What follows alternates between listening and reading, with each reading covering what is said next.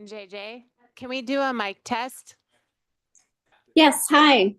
Oh, How does good. that? There you are. Great. All Mhm. right. We're going to get started in a few minutes. Okay.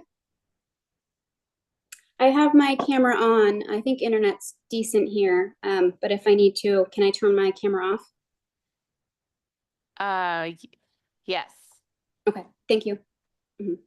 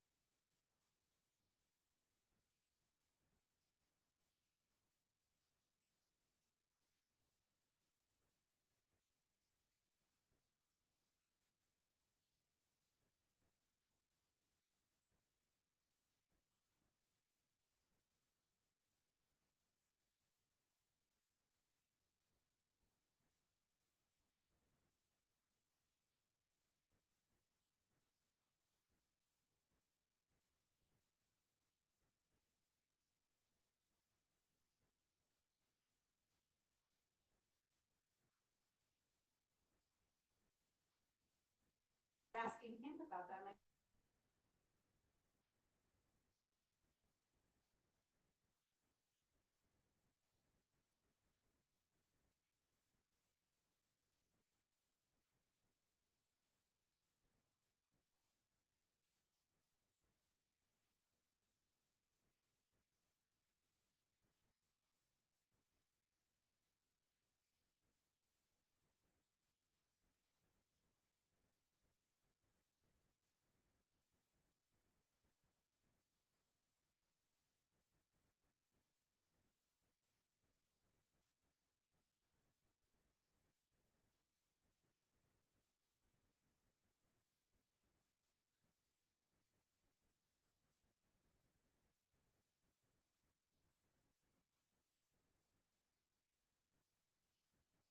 Pleasant as it was. The year that they submitted their budget on February. Because the city's been kind of recalcitrant the year before, so they're like, fine, but you get, starts the clock. So they have to say yes or no. The city said, don't do this anymore. Yes. Because they're like, we haven't even started our budget, we don't know, like. Although if it worked once. Well, they kept submitting it early. Well, good evening, everybody. It is 6 o'clock, so I will call to order the special meeting of Thursday, May 2nd, 2024. Please join me for a flag salute. I pledge allegiance to the flag of the United States of America and to the republic for which it stands, one nation, under God, indivisible, with liberty and justice for all. The Assembly of the City and Borough of Sitka would like to respectfully acknowledge the traditional first people of Sitka. With gratitude, we proceed on Tlingit Ani. Sarah, roll call, please. Mayor Eisenbeis, Present. Mr. Mosher, Here. Mr. Pike, Here. Mr. Yestad, Here. Mr. Christensen, Here. Ms. Carlson, Here. and Mr. Celine. Here. Thank you. Any correspondence or agenda changes this evening? Seeing none, that'll bring us to persons to be heard. This is public participation for any item off of tonight's agenda, not to exceed 3 minutes for any individual. Seeing none, we will move on to item A, unfinished business. So tonight is a discussion direction decision of the budget as a whole. Hopefully, this will be our last budget meeting unless some massive changes come up from the assembly. I got a feeling maybe Tim's got something up his sleeve or or something like that. No, this is just a quick wrap up here, and we should be able to knock out the budget tonight for submission by the administrator sometime in May. Correct? When does he start? When do we start that ordinance process? May 14th, May so it'll be out 14th. with the packet for our next meeting. Awesome, great. And with that, Melissa, you have the helm. Great. So I just wanted to go through a quick review of where we are. Since our last meeting, last meeting, the assembly made a number of adjustments to the budget, some additions, some cuts. Unfortunately, one of the items that you cut was not in the budget. So that's kind of the primary reason we're here today. So we've gone through and we've carefully reviewed all of the resource proposals to make sure they're all in. We have also gone through and just, it's been a number of months since we put together our revenue projections, make sure our revenue projections are on. We just closed out the property tax appeal period, make sure that our property tax numbers are still good. They're probably a tad bit low, but not low enough that I felt like I needed to go in and make an adjustment. I reviewed sales tax projections again. We've also had some information on some of the big picture items. Our insurance, I was at meetings last week that gave me a lot more information on where our property liability insurance is going. Fortunately, in this area, there is good news, and the really steep increases that we've been seeing are leveling out. So I had too much in the budget, so I have adjusted our insurance numbers down. For the general fund, I didn't actually make those adjustments in the enterprise funds. The general fund takes the bulk of it, so the bigger impact was to the general fund. Health insurance, we did get our final increase nailed down. It's looking to come in right around 22%. That one, because it goes across so many areas, I didn't adjust, but I did want to bring the Assembly's attention to the fact that for general fund for fiscal 25, and I'm not comfortable reducing this amount, but given the number of vacancies and the estimates that we make, which we do a middle of the road, we assume some people are going to take family plans, some people will be individual plans. We kind of do a mix of plans. But if the budget for FY25 for health insurance is 1.5 million higher than in what we're actually projecting to spend in FY24, and that's just general fund. So that's a big number. I think if everything went great, we need that in there if we're fully staffed, but it's also, I would say it's a very conservative number. And then just to let the assembly know that, as of right now, it's not looking like an increase to the BSA is going to be going through this year. From what we've heard, so at this point, there's really not much more we can do from our side for school funding. Can I speak a little bit? I mean, I don't think the legislature is quite done yet. And, the information is that there's potential that they will try to put some of that into a BSA. So, I've heard $300 of that 680 could be a BSA number.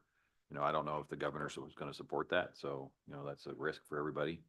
But, I agree with you right now. There's nothing, but we're not going to know until June. So. So this is the summary of changes to the general fund. So everything that's kind of shaded in the darker gray, that got us to where we were at the beginning of the last meeting that we had with a $240,000 deficit. You can see the changes made by the assembly at our meeting on April 18th. So we removed the V-plow. You pulled out the purchase of body cams, which you can see there is no change because that needed to go back in. And the assembly pulled out the two 40-foot shipping containers. We are funding the tourism manager split between CPV, which we had already had a little bit covered by CPV, but kind of doing a 50-50 split. So we brought more in from CPV and then are covering the other half with visitor enhancement funding. We also removed the Granite Creek Gate, which that was funded from the Public Infrastructure Sinking Fund. It's a net zero change. So you'll see that the deficit doesn't change with that one.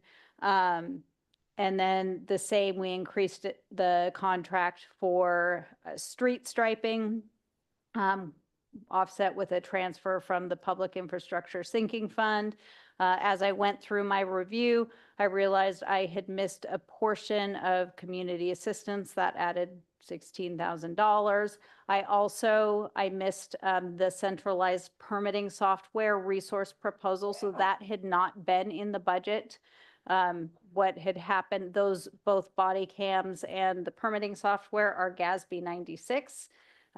Which makes it very challenging to budget because we essentially end up having to record the full cost of something in 1 year, even if it's a 5-year contract. And so anyway, I missed that one. I put that one in a pile to do extra work on and they didn't make it in. We went through the resource proposals. It took us about 4 days to make sure everything was in there in all the different places. So we're very confident they're all in there now. We also missed a portion of the Public Infrastructure Sinking Fund transfer in for some of the street repairs and maintenance. And then we're looking at the reduced budget amount for our liability, property, crime, and auto insurance. We're estimating a savings of about $76,000 from what was in there. So that brings us, we left the last meeting thinking that once we got all the changes in, we'd have a surplus of about 70,000. We have a surplus of close to 44,000. So that's where we are. I don't know if there are any questions. So the longer we give you, the more surplus you can Yeah, just so we have continue a to surplus. find. That, I don't, I thought I saw that 77,000 in the bottom, so it's actually 40,000. The very surplus. last column is the surplus. So the other ones are net increases and decreases to expense and to revenue.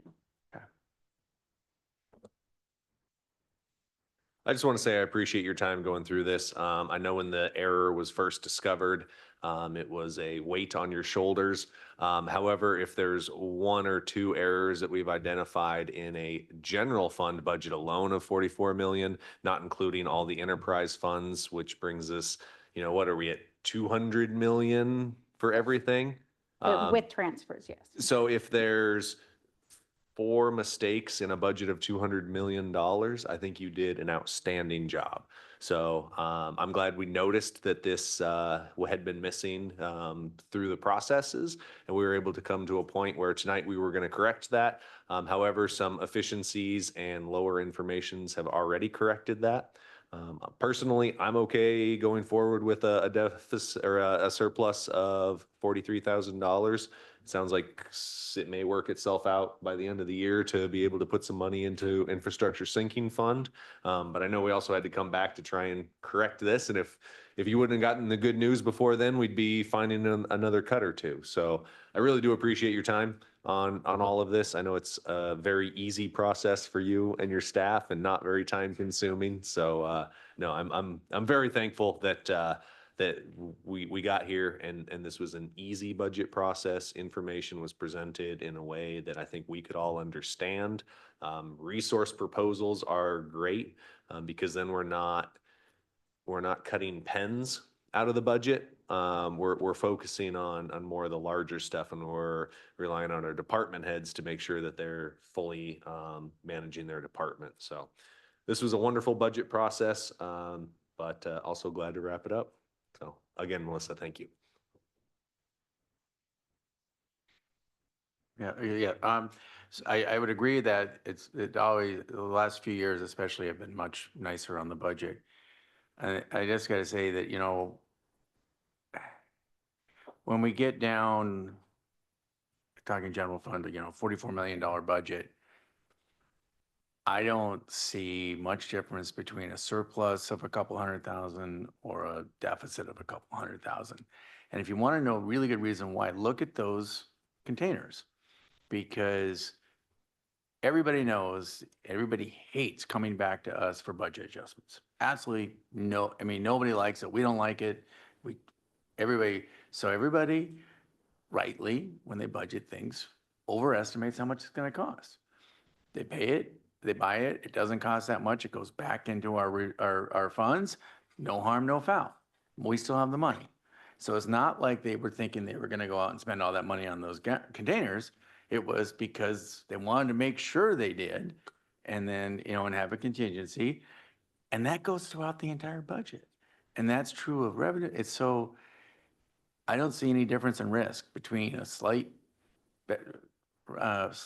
surplus and a slight deficit. At the end of the day, it's all an estimate. But I do appreciate, I mean, I always feel like we should be looking at as I think John was saying, the 30,000 foot level, the big. But I do like how clear it has been laid out, and I do like how easy it has been for us to maintain that 30,000 foot level and see so I appreciate that. And I'll shut up. Just gonna say thank you, much appreciated, good job. And it's nice to be wrapping this up. And as Tor mentioned, yeah, it's a highly educated guess, our estimate, and we will and can and will make changes as situations evolve. Thank you. Yeah, I'll echo all that. I mean, it's my second time through this, and I mean, it makes more sense now, but the way you've laid it out is fantastic. So, and I totally agree. I mean, in budget this size, you know, what Tor's saying too, we're going to be off here and there, and that's okay. Like we've budgeted conservatively and estimated conservatively on revenue. So, you know, our goal is to come out on the end with a plus, and you've done that. So thank you very much.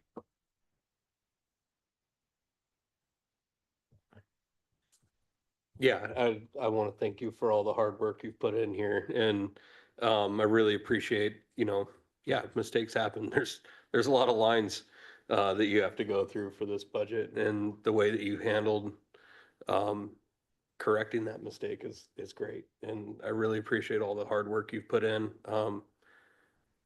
Yeah, kind of the same with Tim. You know, this is my second time through as well, and it did make a lot more sense, and I liked what we as a group did this year. You know, we made cuts where we felt as though we needed. So yeah, I felt like it was a really great budget process this year, and yeah, I support this.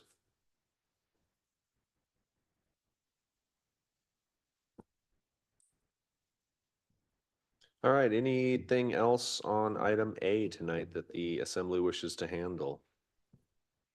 Want to go back to some enterprise funds, special revenue funds? I've never ended a meeting before 7, and I don't feel like I want to do it tonight, even though it's sunny. And I got a look from the crowd that says we better end this meeting before 7.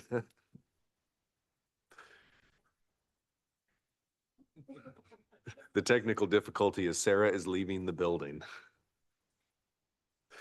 All right, if there's nothing further on the budget this evening, we will go to item B. This is a discussion direction decision on the next steps for the municipal attorney recruitment. So this item is on here. The other night when the assembly met in executive session, I think there was a general consensus reached. Assembly members had some thoughts on their minds that we talked about, but ultimately no decision was made. So we do need to have a motion to make a decision tonight to advance 1, 2, or 0 candidates to the next round. And then I did sit down. If there is a next round, we kind of came up with some open dates that were available, so we are prepared for that if a candidate moves to the next round.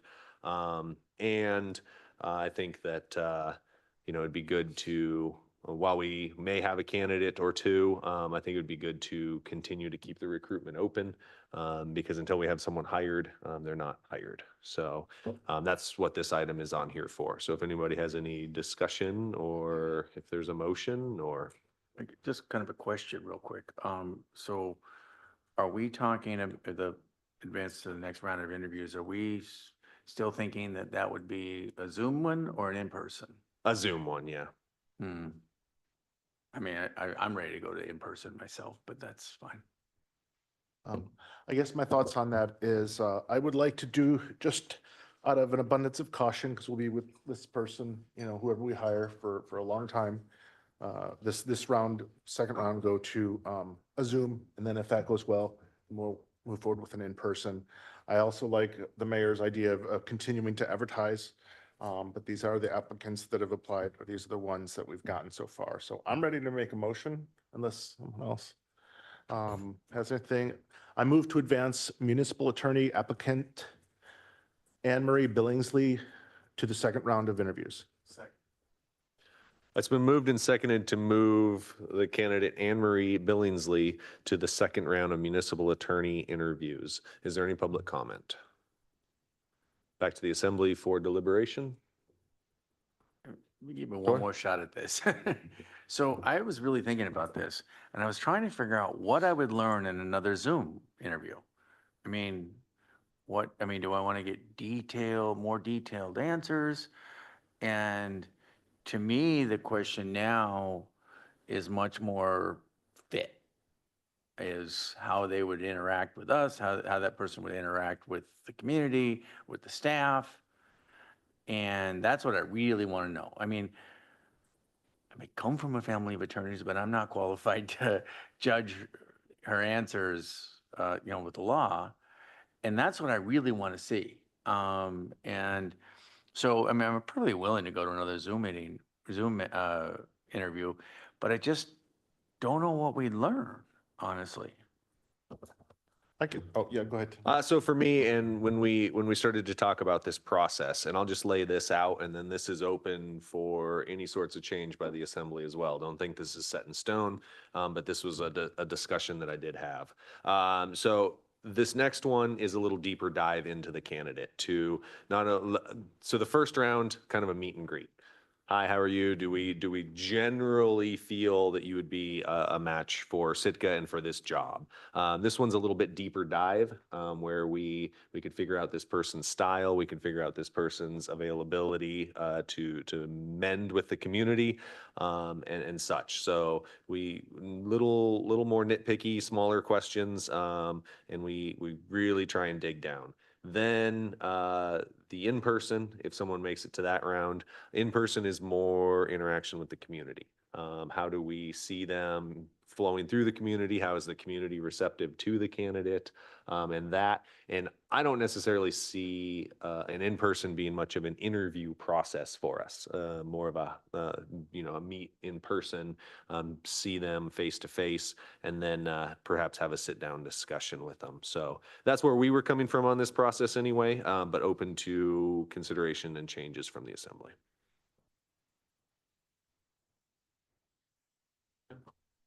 So as I recall, we tasked the administrator with finding some questions from each of the department heads, as we talked about it, so that we would have a little more information in terms of like, what are the issues in front of them? Because one of the strengths that Brian has brought to us through this time has been a practical law as opposed to a strictly legal law, right? Like, not that Brian's ever offered anything that wasn't legal, just that, you know, sometimes practicality in terms of answers is far more helpful than just like, you know, throwing code at people. So, and I think that's what I think that's what I kind of walked out of that meeting thinking we were asking for.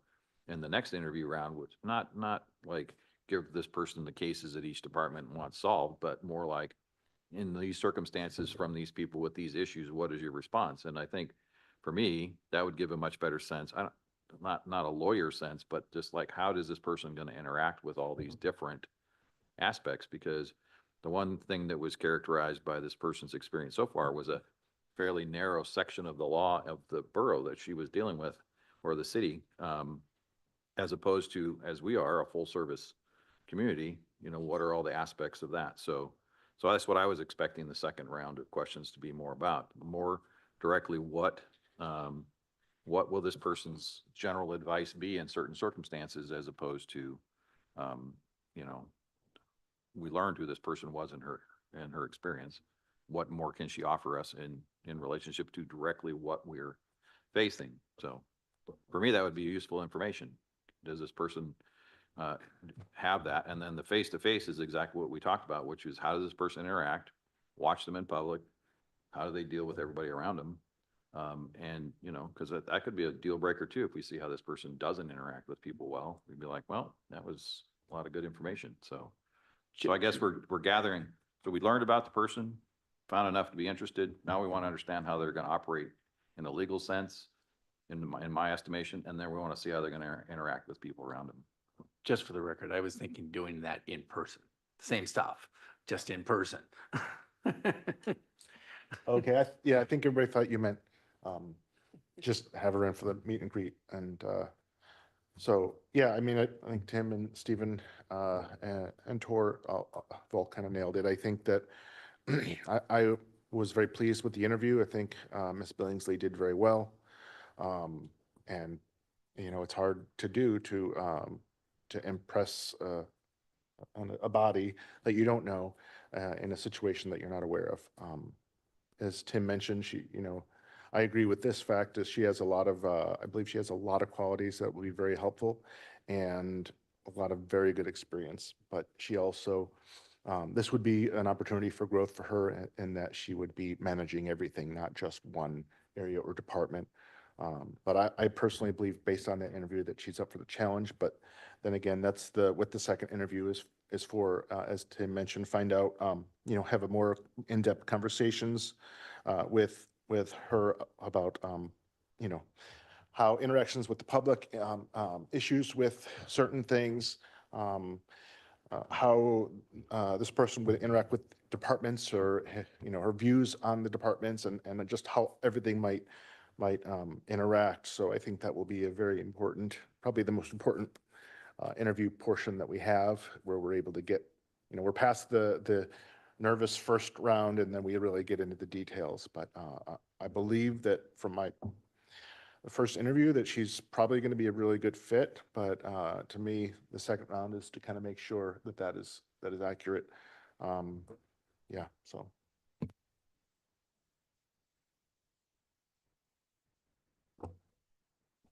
Anything else on the motion to move Anne Marie forward in the process? Sarah? All right, on the motion to move Anne Marie Billingsley to the second round of interviews, Mr. Pike, Yes. Ms. Carlson, Yes. Mr. Celine, Yes. Mr. Mosher, Yes. Mr. Yestad, Yes. Mr. Christensen, Yes. and Mayor Eisenbeis. Yes. The motion passes 7-0. Thank you. And continuing on the discussion direction, does anyone have a problem with continuing to recruit while we go through this process? Is there anyone opposed to that? Okay.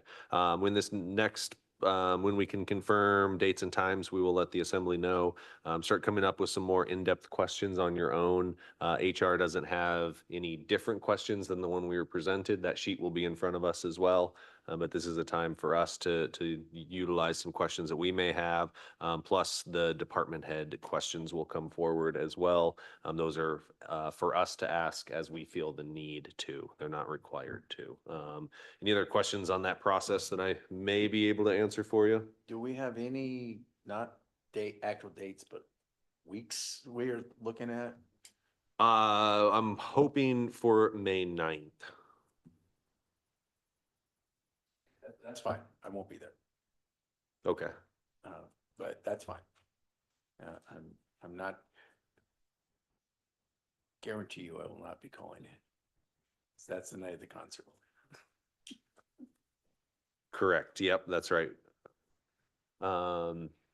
Yeah, so we're hoping for that date. If that date doesn't work out, we'll continue to go down the path of what does. Anything else on our current municipal attorney recruitment? Awesome. So that'll bring us to persons to be heard this evening. It's any item on or off tonight's agenda, not to exceed 3 minutes for any individual.